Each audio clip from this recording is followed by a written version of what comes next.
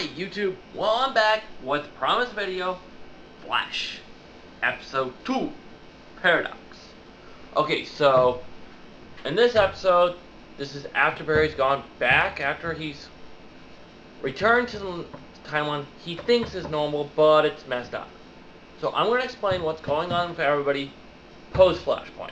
Except for, okay, I'll start with Caitlyn's stuff. At the start of the episode, we see no actual effect from Flashpoint on Caitlyn. As I said, start of the episode. So, okay, Wally, normal. Wally is really the only one I don't think was actually really affected. That we know of, that we've seen. No effect. Joe and Iris are feuding over the fact that,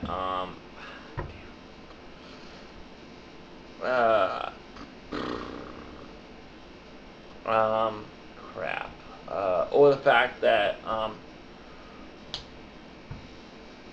Joe didn't tell, Iris about her mom not passing away and all that. That was explained last season, so they're going back to the last season plot and altering it, which, okay, that's cool. Cisco is mad at Barry because Barry won't go back in time and save his brother from a car accident that he passed away from. Seriously, Cisco? That's the only thing they could think of for Cisco. Seriously? Okay, I'll deal with that, that's fine. And let's see. Okay, that's it. That's all the main Flash characters that were affected by Flashpoint. That aren't new characters. Okay, we do meet one new character, Julian Abbott. Sorry if I pronounced his name wrong. Julian Abbott, played by Tom Felton from Harry Potter. Yes, Draco Malfoy is in the DC TV universe. I can't think of any Harry Potter jokes, but I guarantee you, by the end of the season, I will. I got to get some Harry Potter jokes. And he's still using his Draco voice. Like, the same voice. It's like killing me. I'm like, Draco, shut up! Every time he talks. Okay, so, when the episode picks up, Barry is talking to Felicity, trying to explain things. He's explaining things to what's going on to Felicity about all the stuff I've talked about. And then Felicity asks, after a while,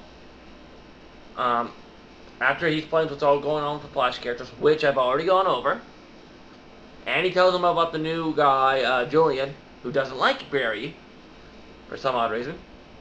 And she's like, nobody can't like you, Bear. You're like pudding. Everybody loves pudding. Good one, Felicity, good one. Oh, that's actually pretty funny. Okay, so after that was all said and done, he goes, she does ask, was everybody here in Star City affected? Barry goes, I don't think so, everything seems normal. Goes on the computer, does a little research, he's like, no. And then, oh snap, right when he checks for Diggle, that's when it happened. That is when he finds out about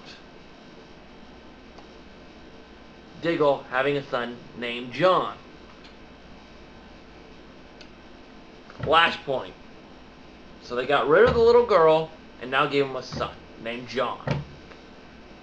Can I call him it? I believe I'd have to go rewatch the episode, but I believe that was the name of the boy in episode Star City. That was Connor Hawk, I think. Don't quote me on this. I don't remember the episode. I'd have to go back and watch it again. But you know what? I'll look it up, see if it's on Netflix tonight. Watch the episode tonight or tomorrow before I do my Arrow video tomorrow night, and I'll let you guys know. Because if that is Connor Hawk, oh shit, Connor Hawk is in the air. Yes. Awesome. But I don't know. I think it... Was that his name? Was his name supposed to be actually John? Was it? I think it was. Crap, I do have to go rewatch the episode. Okay, enough about that. I'm yammering on about that. But I will find that out tonight or tomorrow. But I will find that out by the time I do my Arrow video tomorrow. Okay, so after his talk with Felicity, which is always good to see Felicity guest starring on Arrow. I mean Flash. I said Arrow. Alright, so after that, we go and he tries to fix it manually, regularly, like Barry normally would. He can't fix anything. So he gets upset about it and decides to do the one stupid thing you should never do when trying to fix a crack in time. Well, first, finally, after he reveals that we run into Edward Claris again. He's revealed at the end of last week's episode that he does exist in this timeline. And Dr. Alchemy, apparently, new big bad for the year, gives him back his powers. Oh snap. And apparently all of his memories. So he runs in, gets in a fight with him, and I mean, Barry just spots him off, cuts him off, gives him a big old shoulder tackle on him, and he goes flying. It was funny as hell. I was screaming, way to go, Bear. And of course, Iris hacks the cameras and sees him talking to Edward Claris, aka the rival, and she's like, what's going on here, Barry? It looks like you were kind of chummy there. What's going on? And then all he says to Iris is, I'm sorry. Bolts off, goes to try to fix the timeline by doing something. I don't even know what he was going to do. He was going to try to go fix the timeline. Again. Bear. Very. Naughty. And thankfully, Jay Garrick, John Wesley Shipp, shows up and says, no, Barry, grabs him by the horse collar, horse tackles him down, throws him some clothes and says, we need to go talk. And he gives him the explainer about the speed fork, the changing time, again. I mean, cool analogy with him shaking hands with a little speedster trick. I'm guessing in this coffee shop or whatever they were in, they were by themselves, because I doubt he would have done that right up in person. But, yeah, so he explains it again, and then Barry goes back to Star Labs, which is where they were when he was talking to Iris, and explains everything to them. And, of course, everybody else seems to be taking everything okay. Cisco gets a little ticked off. I said, so you can go back and save your mom, but you can't come back and save my brother. Man, that's not right, man. So he goes and has a talk with him and kind of explains things a little bit more. I can't really give him the detail, really, how he explains it to Cisco. But, it's a heartwarming message. And then he said, then right before he leaves, he actually,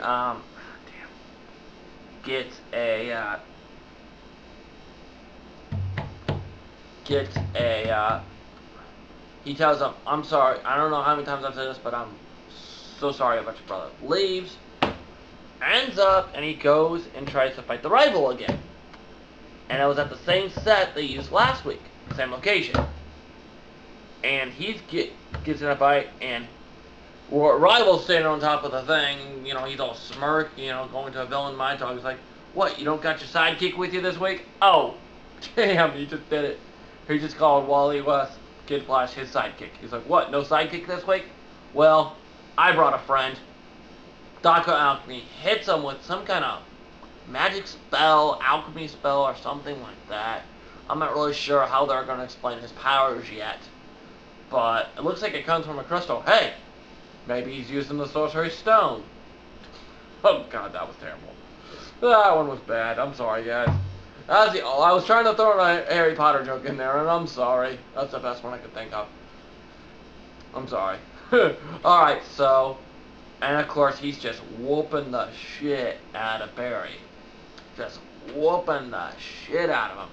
And at the whole point this is calling, in Star Labs, they're talking, they're like, you know what, Barry's right, you know, they kind of try to amend things a little, and then they try to go, oh shit, Barry's getting in a fight with the rival, oh shit, his comms aren't on, you know, they're worried, they're like, oh no, what are we gonna do, what are we gonna do? All of a sudden, out of nowhere, you just see, it looks like a whirlwind, kind of like Cisco's powers, just haul off and whap the rival. And then you see Cisco with his glasses on, and looks like he's got the gauntlets from Piper on. And he goes, hands off my friend. Or something along that lines. I know he says my friend. But, yeah, so he gets, so that now they do a team-up fight against, the rival. And of course, Barry goes off and, I don't know, Speed Force punches him right in the chest, knocks him out cold. Then he takes him over to Iron Heights. And now, earlier in the episode, now this gets to the point where, now everybody amends everything, except for Cisco's still a little, kind of timey-wimey upset. And so he goes and he's like, Barry's like, maybe we could do this more often, you know, superhero team up. Cisco's like, I still gotta work through a few things, but then he turns around and says, that would be the bee's knees or something like that. No, that would be bitchin', I think is what he says. Oh, God, I love Cisco. I think he said bitchin'. I'm not sure what he said, but something along that lines. But yeah, so yeah, that's what occurs there. And then after that,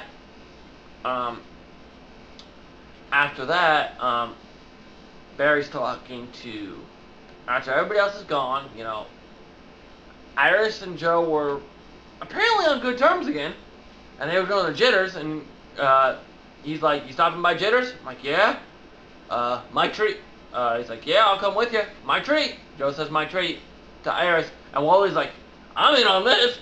Wally leaves, and then that's when they have the scene with Cisco, he leaves, and the only one left is Caitlin and Barry, and he's like, you are the only one really not affected, as I said earlier, by the flashpoint. And then as he's walking off, he said, unless you're moonlighting as a child eye doctor. I'm not sure how to, ophthalmologist, I think it is, something like that. I can't pronounce shit. You all know this. I'm a botchamania over here, so yeah, that's the best I can do. Yeah. It's like, sorry, that was a flashpoint joke. I'm like, wow, Barry, you're joking about something you did. That's terrible, dude. Just terrible. And after Barry walks off, you see Caitlin's nails, her fingernails, go black, go the black color, and then all of a sudden you see white smoke. Caitlin is becoming Killer Frost. Oh, shit. That's bad. Bad. The only good part about it is we do get to see that Killer Frost outfit again. That's the only good part about it. Because I kind of like Caitlin. I mean, regular Caitlin. But, you know, she had to come to Killer Frost eventually, and this was probably the best way to do it. Okay, so let's go back to... Okay, so after that, we go to the police station, and... Now, early in the episode, Barry asked for the file for Edward Claris. He slipped and said Edward Claris' name, and not the husk we found this morning, to Julian Everett, his buddy in the police station. Well, they're definitely not buddies. They're definitely not friends. They hate each other.